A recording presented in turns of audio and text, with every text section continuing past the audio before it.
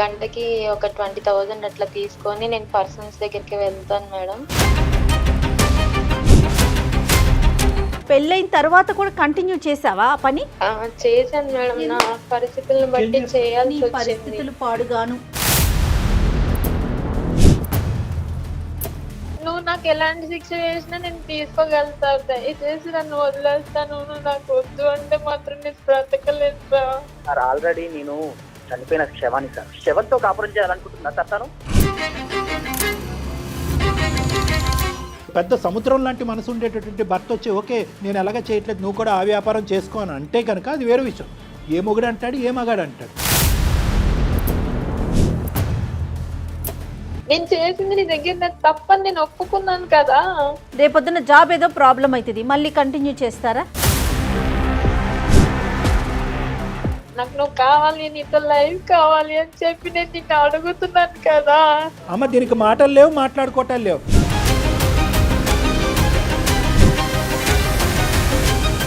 అసలుకి రోడ్డు మీద ప్రతి ఒక్కరిని అందరిని చూస్తున్నా. నా భార్య తన దగ్గరికి వెళ్ళిందా? కర్మండి, చచ్చిపోవటం బెటర్ దానికంటే. మనసుంటే మార్గం ఉంటుంది. చదువు లేని వాళ్ళందరూ ఇదే వృత్తిని తీసుకుంటున్నారా చెప్పు? జెన్యున్ గా ఉండాలి, ఇంకా తిన్న కావాలనుకుని ఇదంతా చెప్పేశాను. ఈ జెన్యున్ గా ఉండాలి అనే ఆలోచన ప్రేమించినప్పుడే రావాలి. నేను సంపాదించిన డబ్బులో నేను 2 ప్రాపర్టీస్ అయితే కొన్నాను సార్. 2 ప్లాట్లు కొన్నావా, 4 ఇల్లులు కొన్నావా అనేది కాదు ఇక్కడ.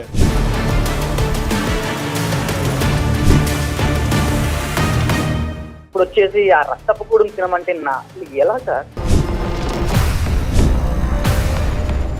ఉద్యోగం లేకపోతే అడుక్కుతునే వాళ్ళం మేడం. మాట్లాడే హక్కు కూడా నాకు లేదు.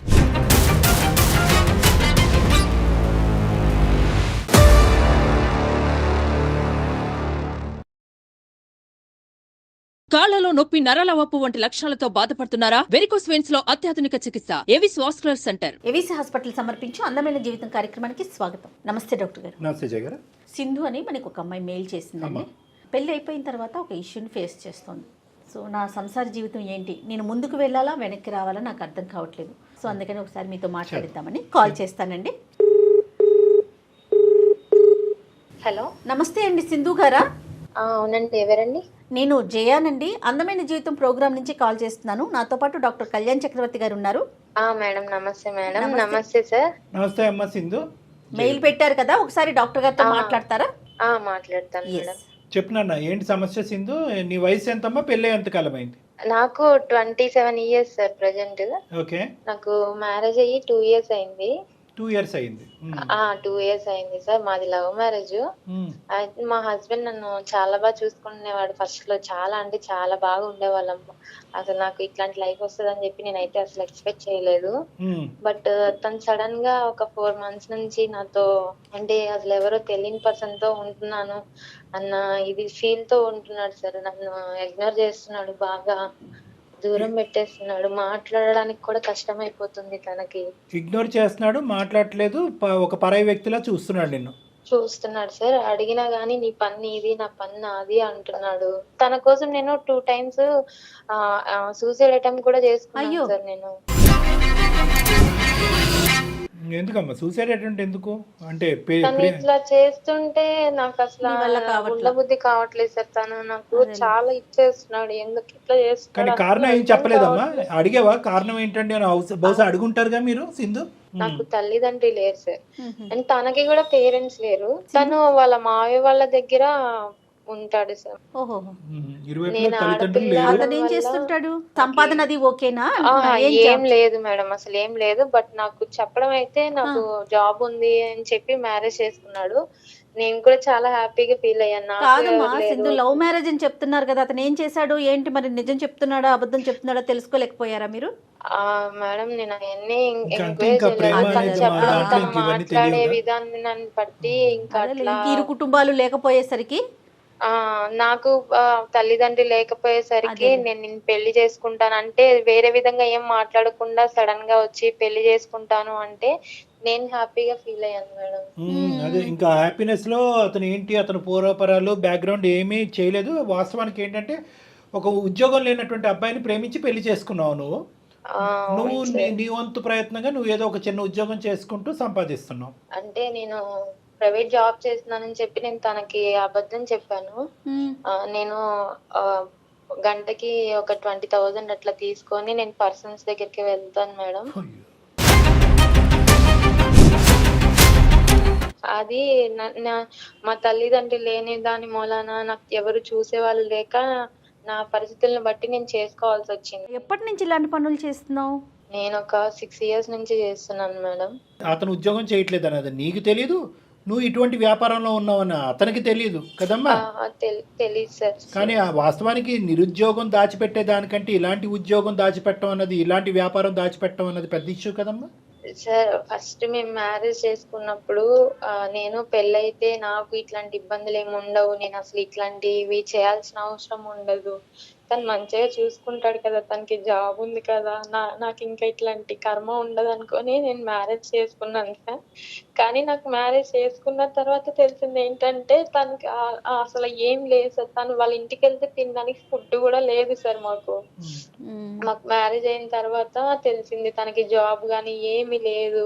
మా ఫ్యామిలీ పరిస్థితి అంతంత మాత్రం, తను ఏం చెయ్యడు, జాబ్ కి సర్చింగ్ లో ఉన్నాడు అంతే సార్.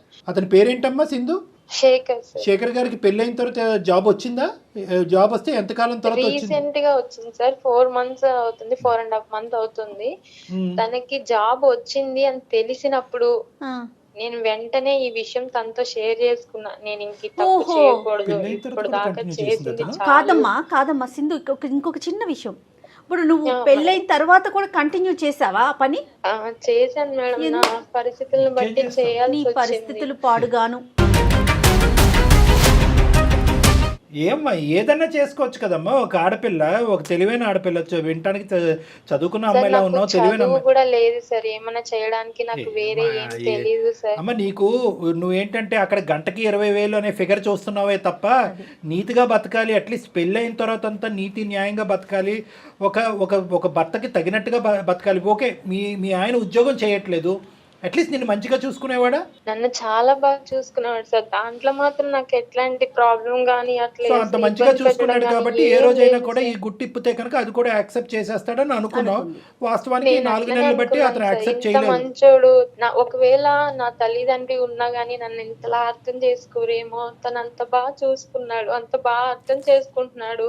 ఇంతకన్నా ఏం కావాలి లైఫ్ కి? తనకి చెప్పేద్దామని చెప్పి నేను ఇంకా తన దగ్గర ఓపెన్ అయ్యి చెప్పేశాను సార్. అంటే చెప్పేద్దామనే ఉద్దేశంతో చెప్పావా, లేదంటే పని ఆపేద్దామనే ఉద్దేశంతో చెప్పావా?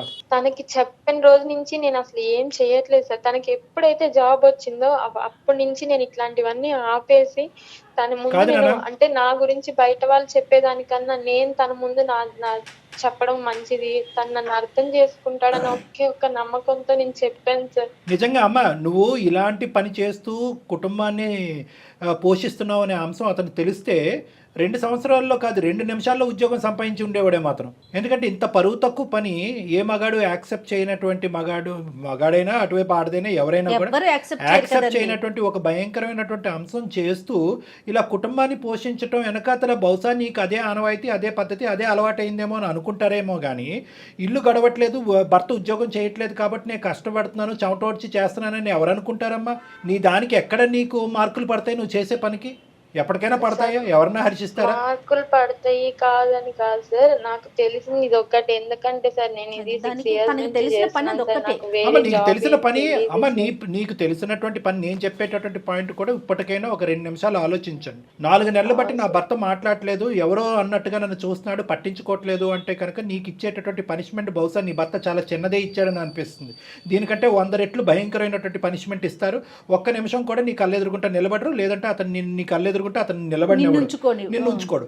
కానీ ఇక్కడ ఆ మనిషికి ఎంతో ఓపిక, ఓర్పు ఉంది, అదృష్టం బాగా లేక ఉద్యోగం రాలేదే అని అనిపిస్తుంది. కానీ నువ్వు ఇక్కడ చూసేది ఏంటంటే గంటకి 20,000 ఉద్యోగం చూస్తున్నావు.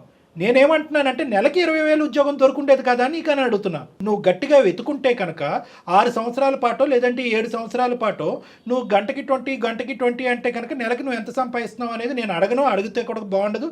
నేను సంస్కారవంతుని, నేను ఆ మాట అడగను. ఎక్కడికి వెళ్ళినా నాకు జాబ్ అనేది ఎవరు ఇవ్వట్లేదు. ఇన్ కేసు బయటకు తెలిసిన వాళ్ళు అది పూర్తిగా నీ ప్రయత్న లోపమేనమ్మా. అమ్మ మీ ఆయన మాట్లాడద్దు. మీ ఆయన అదృష్టం లేక ఉద్యోగం రాలేదు, అతను అలా కష్టపడ్డాడు. నీకేంటంటే నీకు థ్రెషోల్డ్ ఎక్కువయ్యి, అంటే నీకు కావలసినటువంటి డబ్బు ఏ లెవెల్ సంపాదన అయితే నీకు బాగుంటుందనే ఆలోచనతో నువ్వు ఇతరత్ర చిన్న డబ్బులు వచ్చి నీతిగా బతికేటటువంటి అంశాలు వచ్చి, అంటే ఇలాంటి పనులు చేసే వాళ్ళంతా నీతిమాలిన వాళ్ళని నేను అన్ను. అది కూడా వాళ్ళ అవసరం రీత్యా అది ఒక విధమైనటువంటి ఒక కష్టం, ఒక విధమైనటువంటి వ్యాపారం. కానీ ఏదైతే పెళ్లి తర్వాత ఈ కారణం చెప్తూ నువ్వు కంటిన్యూ చేస్తున్నావు చూడు, దాన్ని నీతిమాలినమైనటువంటి పని అని నేను అంటున్నా. ఎందుకంటే ఆ పని చేసుకునేటటువంటి వాళ్ళు అందరూ కూడా ఏదో సుఖానికో సంతోషానికో చేయరు, వాళ్ళ పట్టకూడు గురించి చేస్తారు. అది కూడా ఒక వ్యాపారం. దాన్ని కూడా కొన్ని లీగల్ గా కొన్ని ఇల్లీగల్ గా. పట్టకూటి కోసమే చేసుకున్నాను సార్. నా తల్లిదండ్రి ఉంటే నాకు చదివిచ్చేవాళ్ళు, నేను కానీ ఎప్పుడైతే ఉద్యోగం చూసుకునేదాన్ని. నాకు చదువులేని వాళ్ళు ఎవరు బతకట్లేదమ్మా సమాజంలో. నేను దాన్ని నమ్ముకునే బ్రతికాను. అసలు ఆ మాట చెప్పొద్దు. సింధు వినాలి. 2 things ఇక్కడ. ఒకటి, పెళ్లికి ముందు నువ్వు చెప్పినటువంటి కథని నేను హర్షిస్తాను. ఓకే, చదువు లేదండి, తల్లిదండ్రులు లేదండి, పట్టుకూడు గురించి అండి, బతకాలండి, తప్పదు కదండి, అక్కడి వరకు నాకు అర్థం. పెళ్ళి అయిన తర్వాత నీ ఆలోచన, నీ ఉద్యోగం, నీ వ్యాపారం, నీ అభిప్రాయం ఎంత అయితే ఇంపార్టెంటో అది సమతూగేటటువంటి విధంగా నీ భర్త యొక్క ఆలోచన కూడా అక్కడ ఇంపార్టెంట్. అదే ఒక పెద్ద సముద్రం లాంటి మనసు ఉండేటటువంటి భర్త వచ్చి ఓకే నేను ఎలాగ చేయట్లేదు, నువ్వు కూడా ఆ వ్యాపారం చేసుకో అని అంటే కనుక అది వేరే విషయం. ఏ మొగుడు అంటాడు, ఏ మగాడు అంటాడు. నేను ఇందాక అన్న మాట మళ్ళీ ఒకసారి రిపీట్ చేస్తున్నాను. నువ్వు నిజంగా ఇలా పక్కదో పట్టి ఈ విధమైనటువంటి వ్యాపారం చేసేటటువంటి క్రమం అయితే కనుక ఒక 2 minutes చాలు అతను ఉద్యోగం సంపాదించడానికి. వెళ్ళి రిక్షా లాగేస్తాడు, లేదంటే ఆటో నడిపేస్తాడు. కానీ నువ్వు అలా అనుకోలేదు. అడుక్కొని తీసుకొచ్చైనా భార్యని బతికించుకోవాలనుకుంటారు. మనసుంటే మార్గం ఉంటుంది. చదువు లేని వాళ్ళందరూ ఇదే వృత్తిని తీసుకుంటున్నారా చెప్పు? సమాజంలో చదువు లేని వాళ్ళు లేరా? అదే నీకు ఒక వృత్తి కింద అయిపోయింది అంతే. ఇంకా అంతకు మించి నువ్వు బయటికి రాలా, ఆలోచించలా. ఏంటి డాక్టర్ గారు అంతేనా? అంతే, వచ్చేటటువంటి కంఫర్ట్ జోన్ ఒకటే చూసుకున్నావు, కానీ దీనికి ఆల్టర్నేటివ్ ఏంటి అనేది ఇంకో నీట్గా బతకచ్చా, లేదంటే మనలాంటి స్థానంలో ఉండేటటువంటి చాలా మంది పెళ్ళైనటువంటి ఆడవాళ్ళు భర్తలు ఉద్యోగం చేయకపోతే కనుక అందరూ కూడా ఇలా పక్కదో పడుతున్నారా? సో ఇక్కడ ఏంటంటే బేసిక్గా జయ గారు నేను చెప్పేది ఏంటంటే ఇంకో డైరెక్షన్లో నీ కష్టం మేము కాదనట్లేదు. నీ తిండి గురించి మేము ఎలా మాట్లాడుతాం, నీ పొట్టకూటు గురించి నువ్వు కష్టపడ్డాను అని అంటున్నావు. కానీ at the end of the day ఏంటంటే ఆల్టర్నేటివ్ పాత్వేస్ అనేది ఇంకో ఏమైనా ఇతరత్ర దారులు ఉన్నాయని నేను సంపాదించడానికి. ఒకప్పుడు ఇప్పటి వరకు గడిచిపోయింది, అడిగేటటువంటి వాళ్ళు లేరు, ప్రశ్నించేటటువంటి వాళ్ళు లేరు, ఇది ఒక వ్యాపారం అన్నట్టుగా నువ్వు కంటిన్యూ అయిపోయావు. ఇది భర్తకు తెలిస్తే, ఇంత ప్రేమించినటువంటి భర్త 2 నిమిషాల్లో నన్ను రోడ్డు మీద వేస్తే పరిస్థితి ఏంటి? ఎక్కడి నుంచి అయితే నా జీవితం మొదలైందో అక్కడే ఎండ్ అయినట్టు అవుతుందిగా. స్నేహం వల్లనో ఎందుకు అట్లా అయిపోయిందో నాకు అర్థం కాలేదు సార్. సరే ఇక్కడ అమ్మ ఇప్పుడు అట్లీస్ట్ ఇప్పటికైనా నీకు కనువిప్పు కలిగింది. ఇక్కడ అదృష్టం ఏంటంటే తప్ప ఒప్పుకుంటున్నాను సార్. నాకు మా హస్బెండ్ కావాలి, తనతో లైఫ్ కావాలి అని అనుకుంటున్నాను కాబట్టి నేను మిమ్మల్ని అది అందమైన జీవితం చేతుల్లో లేదది. సారీ, అందమైన జీవితం డాక్టర్ కళ్యాణ్ చక్రవర్తి జయ గారి చేతుల్లో అది లేదు. ఎందుకు అంటే కనుక పర్లేదయ్యా, ఏదో పొరపాటును చేసింది, పట్టుకోడు గురించి చేసింది, కుటుంబాన్ని నిలబెట్టడం గురించి చేసింది, లేదంటే నీకు సిగ్గుంటే కనుక, నీకు ఉద్యోగం ఉండుంటే కనుక ఈ పని చేసి ఉండేదని అడగలేం. ఉద్యోగం ఉన్నా, తినడానికి తిండి ఉన్నా లేకపోయినా కూడా అతను ఆలోచన శైలిలో ఇది ఒక పనికిరాని చర్య, ఒక అసహ్యకరమైనటువంటి ఒక చర్య, ఒక బూతు చర్య. అతను పుట్టింది పెరిగింది అటువంటి వాతావరణంలో, నువ్వు పుట్టింది పెరిగింది అటువంటి వాతావరణం. చేయాలి అనుకుంటే నేను ఇప్పుడైనా దాచి తప్పు చేయొచ్చు సార్, కానీ నాకు అట్లా ఉద్దేశం లేనే లేదు. నీ కర్మ అది. ఇప్పుడు నువ్వు ఇప్పటికైనా నేను అదే చేసి ఉండేవాడిని అంటే ఏమో ఇది ఒకటి. ఇప్పటికైనా నువ్వు ఆలోచించట్లేదు. ఇప్పుడు పెళ్ళి అయిన తర్వాత ఇష్టాలు అనేటటువంటిది భార్యాభర్తలు ఇద్దరి చేతుల్లో ఉంటుంది. ఆ బేసిక్ కాన్సెప్ట్ నువ్వు మర్చిపోతున్నావు. ఇంటి గురించే కదా, కుటుంబం గురించే కదా, సుఖాల గురించే కదా అని చెప్పి ఏదైనా కథను తొక్కుతారమ్మా. తనకి అదే ఆలోచనలో అదే నేను చేస్తుండేదాన్ని అంటే ఇప్పటికైనా నువ్వు బయటపడాలని ఆలోచించమ్మా. నీకు ఏ స్థాయిలో ఇది ఒక పని కిందే, అంటే ఇది ఒక నీతిమాలిన పని కింద కాకుండా, ఒక చేయకూడనటువంటి పని కింద కాకుండా, ఇది ఒక పని అనే కేటగిరీలో పెట్టి దీని దగ్గర నుంచి డబ్బులు వస్తున్నాయి, ఈ డబ్బులతో మన కుటుంబం నడుస్తుందనే ఆలోచనలోనే ఉన్నాయి. కానీ ఒక థర్డ్ పర్సన్ లేదంటే ఒక సెకండ్ పార్టీ నీతో పాటు జీవితాన్ని పంచుకోవటానికి వచ్చి నిజాయితీగా నిక్కచ్చిగా చాలా ప్రేమాభిప్రాయాలతో ఉండేటటువంటి ఒక వ్యక్తి నీతో పాటు ఉన్నటువంటి వ్యక్తి ఏ విధంగా ఆలోచిస్తారని ఆ పాయింట్ ఆఫ్ వ్యూలో చూడలేకపోతున్నాం. ఇప్పటికీ అందమైన జీవితంలో డాక్టర్ కళ్యాణ్ చక్రవర్తి ఏం చెప్తున్నాడు అనే యాంగిల్లో చూడలేకపోతున్నాను. నేనేం తప్పు చేశానండి, కరెక్టే కదండి, చెప్పకూడదు ఉంటే కనుక ఇప్పటికి కూడా ఎందుకు చెప్తాను. అయితే ఇప్పుడు నువ్వు బహుశా అది అనుకుంటున్నావేమో, ఇదేంటి అనవసరంగా ఇప్పుడు చెప్పాను ఆ పని ఈ పని కింద కంటిన్యూ అయిపోయింటే బాగుండేదేమో అనవసరంగా. నేను ఆ విధంగా అనట్లేదు సార్. నేను ఒకవేళ ఇప్పుడు తను నాకు లైఫ్ ఇచ్చాడు, తను నన్ను మంచిగా చూసుకుంటాడు అనే నమ్మకంతో నేను తన దగ్గర ఓపెన్ అయ్యాను. నేను ఇట్లా చెప్పడమే తప్పైందా అని నేను అడుగుతున్నాను సార్. చెప్పడం తప్పు కాదమ్మా, నీ వైఖరి తప్పు కాదు డాక్టర్ గారు. ఇప్పటి వరకు ఏదైనా ఒక మంచి పని చేసావు అంటే కనుక అది ఇప్పుడు చెప్పడం 4 నెలల క్రితం. దయచేసి అది దాని ఆ అంశం నుంచి విత్డ్రా అవ్వద్దు. డాక్టర్ గారు నాకు ఇంకొక సందేహం, ఇప్పుడు అతనికే కనుక జాబ్ రాకపోయి ఉంటే కంటిన్యూ అయ్యేదిగా? ఇది ఎల్లకాలం కంటిన్యూ అయ్యేది. అదే నేను ఏమంటున్నానంటే నీ యొక్క మార్పు కండిషనల్ అయిపోయింది. నీ మార్పు ఈజ్ ఈక్వల్ టు అతను జాబ్ రావటం. అది ఇప్పుడు మాకు కలిగేటటువంటి ఆలోచన భయం ఏంటంటే అతనికి జాబ్ రాకపోయి ఉంటే కనుక ఈ వ్యవహారం నీతిమైనటువంటి వ్యవహారం, కుటుంబం గురించి వ్యవహారం, నా భర్త గురించి నా కుటుంబం గురించి డబ్బులు సంపాదించడం తప్పేంటంటే కంటిన్యూ అయ్యి ఉండేది. రేపొద్దున జాబ్ ఏదో ప్రాబ్లం అవుతుంది, మళ్ళీ కంటిన్యూ చేస్తారా? మీకు పిల్లలు లేరు కదమ్మా? పిల్లలు లేరు సార్ మాకు. నేను ఇది చేసినప్పట్లో నేను సంపాదించిన డబ్బులో నేను 2 ప్రాపర్టీస్ అయితే కొన్నాను సార్. అది మా ఇద్దరి పేరు మీద ఉంది సార్. నేనే ఒకవేళ తనకి జాబ్ వచ్చినా రాకపోయినా ఇది మానేసి మేమిద్దరం సెటిల్ అయితే చాలు, తను నాతో ఉంటే చాలు అని అనుకున్నాను సార్. నువ్వు 2 ప్లాట్లు కొన్నావా 4 ఇల్లులు కొన్నావా అనేది కాదు ఇక్కడ. వాటి బట్టి అతను ఏమి ఇప్పుడు కరిగిపోడారే అంత కష్టపడి సంపాదించినటువంటి సంపాదనతో కొన్నటువంటి ఆస్తి ఇద్దరు పేర్లు పెట్టింది అనేది కాన్సెప్ట్ కాదు.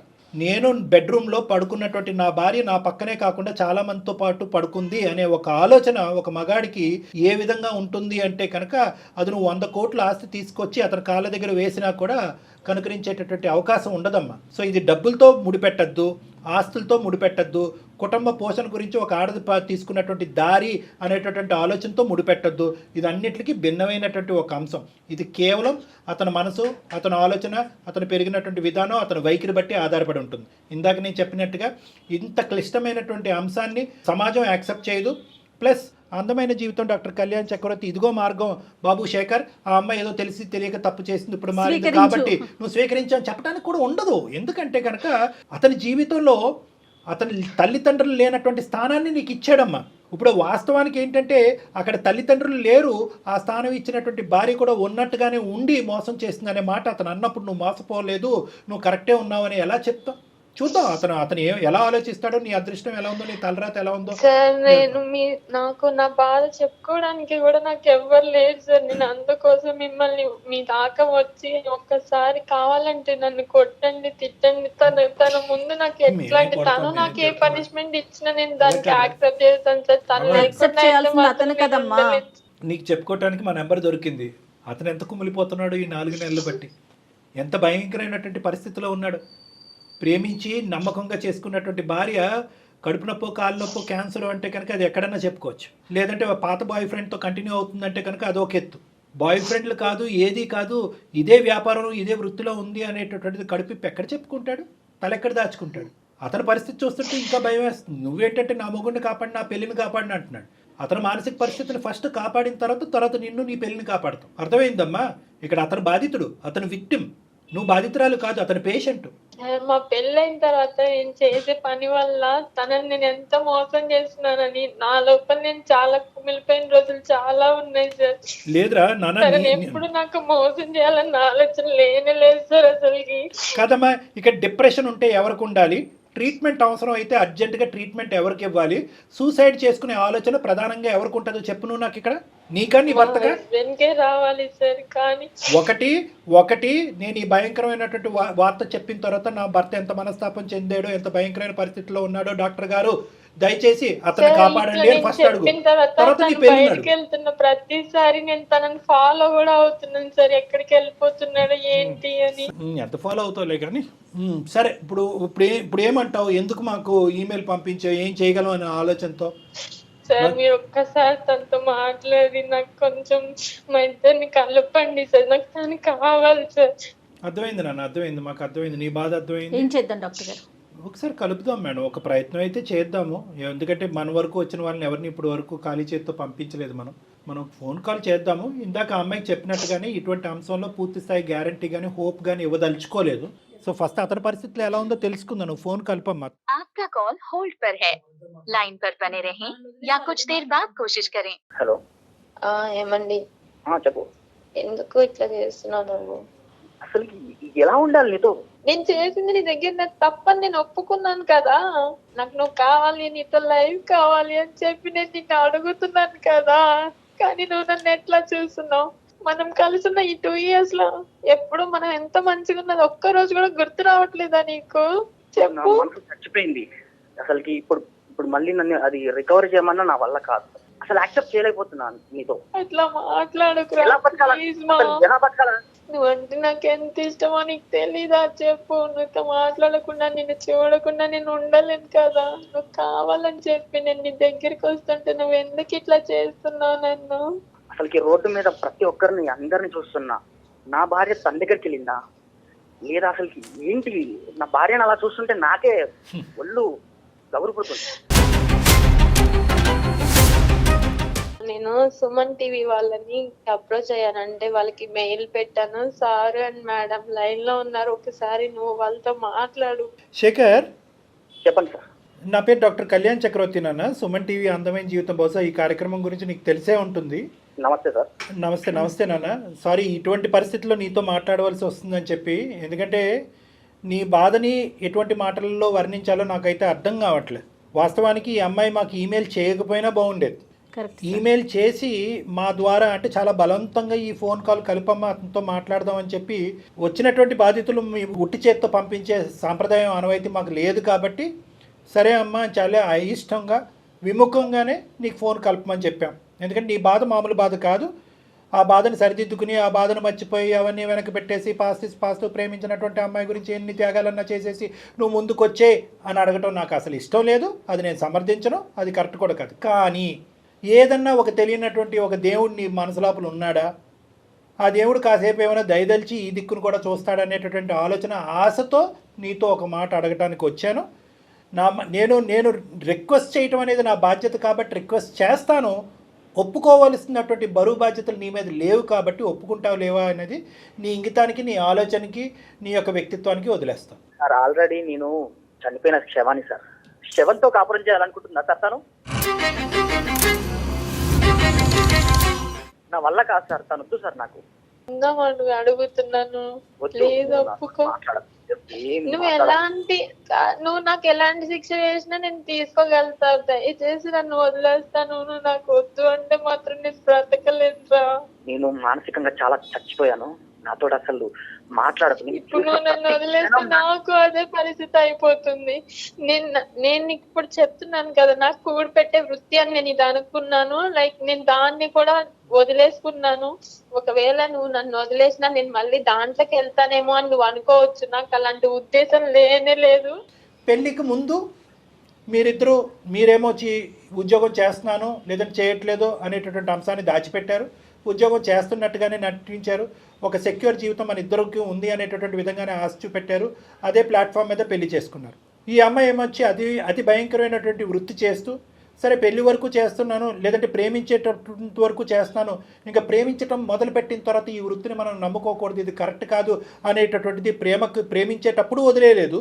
పెళ్ళి అయిన తర్వాత, పెళ్ళైన 2 సంవత్సరాల వరకు వదిలేయకుండా ఇప్పుడేమొచ్చి మీకు ఉద్యోగం వచ్చిన తర్వాత ఇప్పుడు ఫైనాన్షియల్ సెక్యూరిటీ మాకు వచ్చింది కాబట్టి ఈ వృత్తి కరెక్ట్ కాదు అన్నట్టుగా మాట్లాడుతుంది ఆ అమ్మాయి. సో ఆ అమ్మాయిది తప్పు కాదు, తప్పున్నరా? సార్ మీరు ఇంతమందిని చూసుంటారు కదా సార్, దీంట్లో బాధితులు ఎవరు? నేనా తన అనేది మీరే చెప్పండి సార్. 1000% మీరే. శేఖర్, మీతో మాట్లాడక ముందే డాక్టర్ గారు ఆ మాట అన్నారు, బాధితుడు మీరే.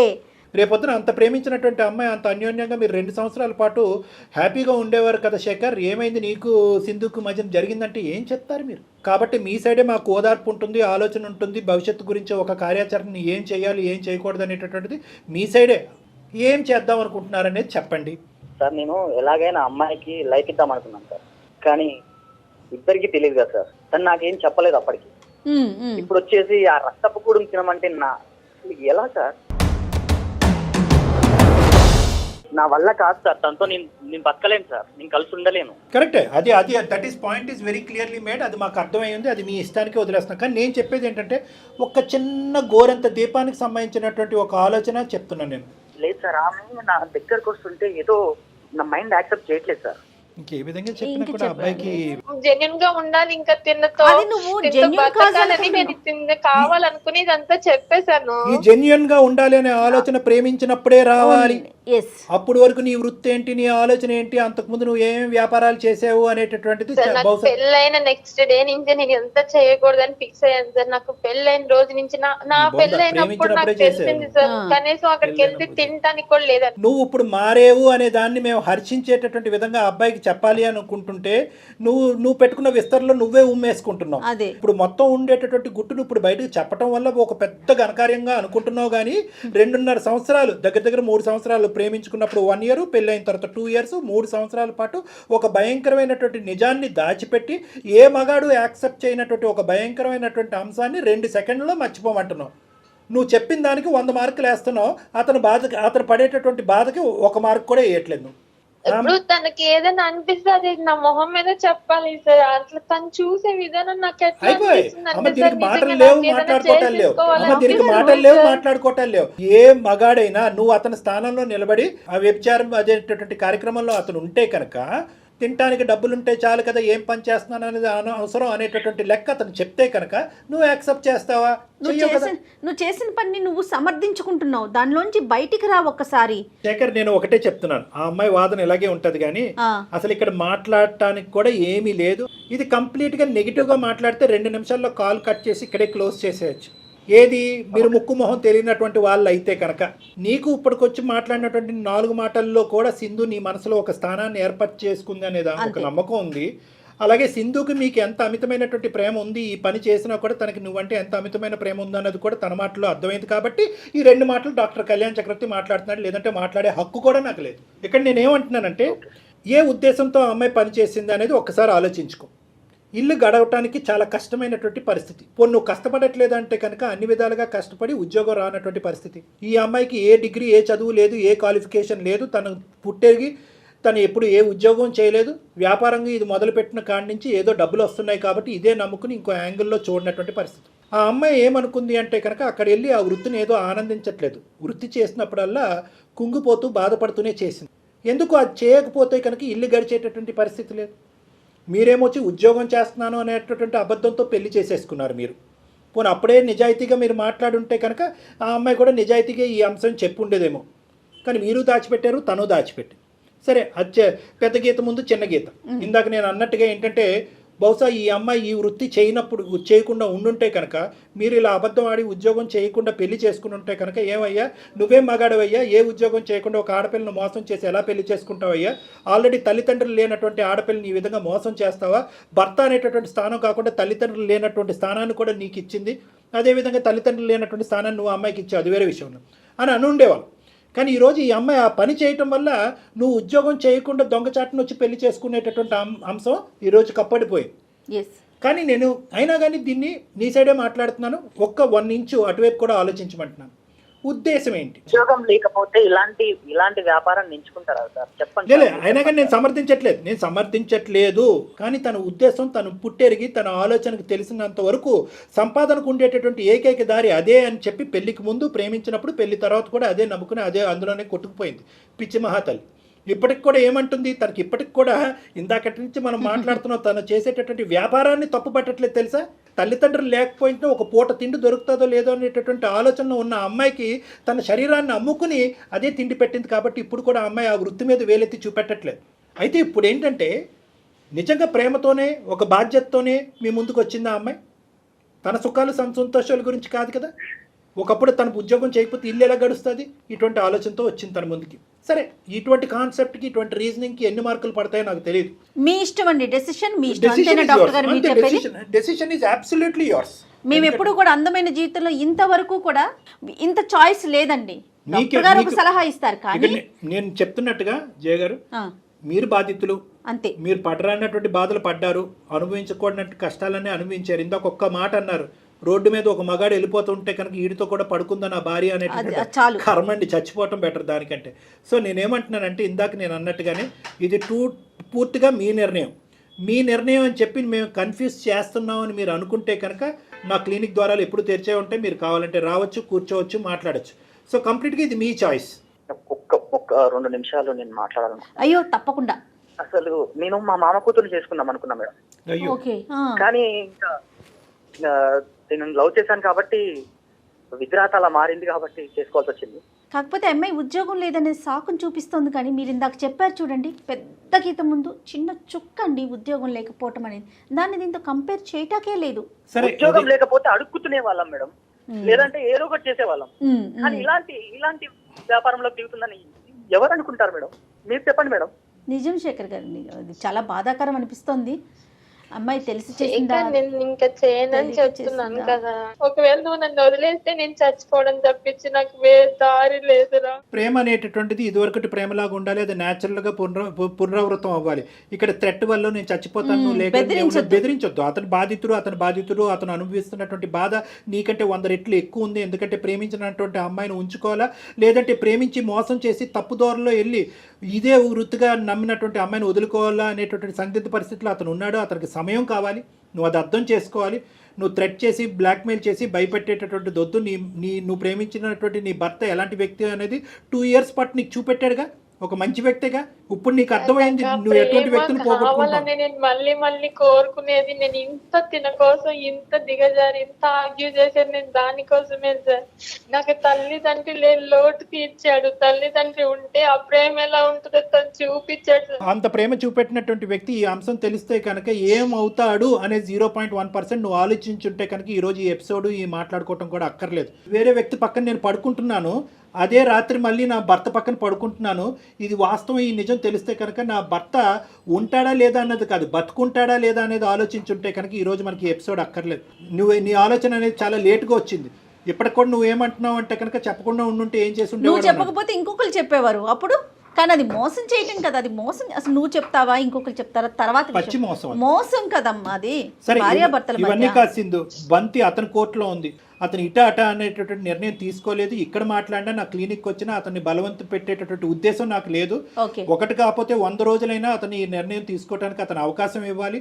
అతను నిర్ణయం తీసుకునేటటువంటి క్రమంలో మీరిద్దరు ఒకే రూఫ్ కింద ఉంటారా, ఒకే ఇంట్లో ఉంటారా, విడివిడిగా ఉంటారా అనేది ఆలోచించుకోండి. అది కూడా మనం ఒకసారి క్లినిక్ కౌన్సిలింగ్కి వచ్చాక మనం మాట్లాడుకుందాం. అప్పటి వరకు అతని మీద బలప్రయోగం చెయ్యొద్దు, బలవంతం పెట్టద్దు. అటువంటి ఆలోచన కూడా నువ్వు విరమించుకో. ఎందుకంటే ఆల్రెడీ అతను చాలా సఫర్ అవుతున్నాడు. 100 సార్లు నేను బతుకును, నేను చచ్చిపోతాను నువ్వు అంటాం కాదు. అతను బ్రతుకుంటాడా, సూసైడ్ చేసుకుంటాడా ఈ డిప్రెషన్లో అనేది నాకు భయంగా. సో కాబట్టి అతను స్వేచ్ఛగా ఒక నిర్ణయం తీసుకునే దానికి ఒక అవకాశం ఇవ్వు ప్లీజ్. ఇది నీకు నా రిక్వెస్ట్. నువ్వు 2 ద్వారాలు తెరిచి ఉంచాలి. మంచి జరిగితే మంచి జరుగుతుంది, ఇంకోటి జరిగినా కూడా మంచిదే. కలిసి ఉన్నా మంచిదే, కలిసి లేకపోయినా కూడా మంచిదే. దిశ ఏంటి, ఫ్యూచర్ ఏంటి, నీ భవిష్యత్తు ఏంటి, తన భవిష్యత్తు ఏంటి, తన భవిష్యత్తు అనేటటువంటిది నువ్వు తీసుకున్న నిర్ణయం బట్టి తనకు కౌన్సిలింగ్ ఇస్తాను. ఓకే, ఇద్దరు కలిసి అయితే మాత్రం రాకండి. ఫస్ట్ నువ్వురా, నీ ఆలోచన ఏంటి, నువ్వు ఏ దారిని తీసుకున్నావు, ఏ దారిని ఎంచుకున్నావు అనే దాన్ని బట్టి ఆ అమ్మాయికి తర్వాత నేను కౌన్సిలింగ్ చేస్తాను. ఎందుకంటే ఇక్కడ పెద్దలు ఇన్వాల్వ్ చేయడానికి లేదు, ఇరువైపులో తల్లిదండ్రులు లేరు. ఓకే శేఖర్, ఓకే అమ్మా సింధు, ధైర్యంగా ఉండు. ఇది అసంపూర్తిగా అనిపించినా కూడా చాలా మందికి దీనికి ఏంటంటే ఇక్కడ అస్సలు ఇలా చెయ్యి బాబు అని సజెషన్ ఇవ్వడానికి కూడా మనకు లేదు. సజెషన్ ఇలా చెయ్యి అనేది కాదు. మనం ఇక్కడ చేయవలసింది ఏంటంటే ఆ అబ్బాయికి ఒక గైడెన్స్ ఇవ్వాలి, ఒక ఓదార్పుని ఇవ్వాలి, ఒక మోరల్ సపోర్ట్ ఇవ్వాలి. ఆ అబ్బాయి తీసుకోబోయే నిర్ణయాలు, మార్గాలు సరైనటువంటిదా కాదా భవిష్యత్తులో అనేటటువంటి దాన్ని ఒకటి చూడాలి. మానసిక వేదన నుంచి ఆ అబ్బాయిని బయటికి లాగాలి. అక్కడ తీసుకునేటటువంటి నిర్ణయం బట్టి ఈ అమ్మాయికి కూర్చోపెట్టి, అమ్మాయి ఇదమ్మా నువ్వు ఏదైతే జరిగిందో జరిగిపోయింది, ఇక ముందు నుంచి ఏదైతే నిజం, ఏదైతే భవిష్యత్తు నీ కళ్ళెదురుగుతుంటో కనిపిస్తుందో దాన్ని ఆచరించుకుంటూ ముందుకెళ్ళటం తప్ప నీకు పరిష్కారం లేదని చెప్పాలి. రైట్ కళ్యాణ్ గారు. Thank you Jagan. నమస్తే. కాళ్లలో నొప్పి, నరాల వాపు వంటి లక్షణాలతో బాధపడుతున్నారా? వెరికోస్ వెయిన్స్ లో అత్యాధునిక చికిత్స ఏవిస్ వాస్కులర్ సెంటర్.